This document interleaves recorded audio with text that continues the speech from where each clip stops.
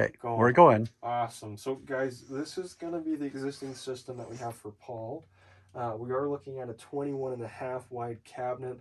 It's set for 100,000 or an 80,000 BTU setup on this system with roughly a 4 to 5 ton fan setup on this existing furnace without going through the specs of it entirely.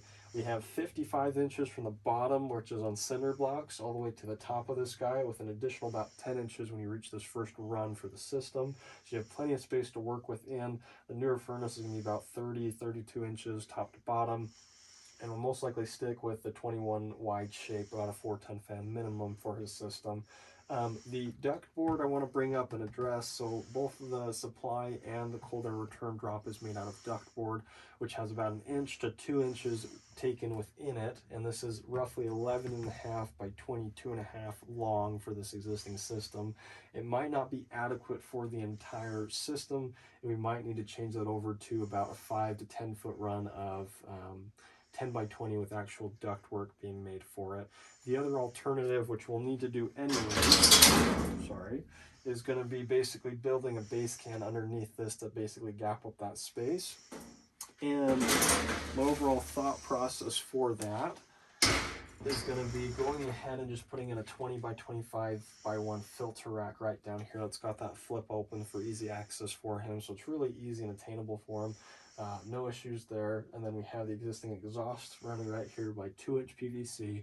If you guys look up a little bit, just right over here, I'll kind of point it out. It runs all the way down here. You do have some seals that aren't completely sealed up. You can see some light coming through there. I want to make sure that entire thing is sealed up. We also might need to cut it and make it a little bit bigger for code purposes today, as well as the operation of the system. It might need to be more of a 3-inch run, and we'll do that effectively as we need to for the equipment. We'll also, there's no fresh air coming in this area, which I was surprised about. But like that, he mentioned that there's some access panels right here that had pre-cuts where they did ductwork cleaning, but you should be able to run another fresh air directly where that one is. If you need the 2 or 3 inch, you should be able to run right next to it, no problem. And that'll be it for the intake as well as the exhaust for the existing equipment. Other than that, you have, this is the gas line for the water here. The gas line for the furnace comes way over here, and it has more of the older style shut off. So I would like to redo that, and it's just running from hard pipe. If we can do some flex and then hard pipe for that system for the gas valve running into the new setup, that would be ideal. And then the drain line, it's just going into a hole into the ground on the bottom of the foundation, probably just draining out directly.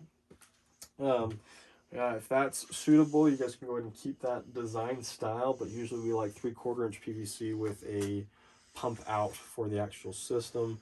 I'm not really seeing, do you have a floor drain down here? Oh, what? A floor drain at all?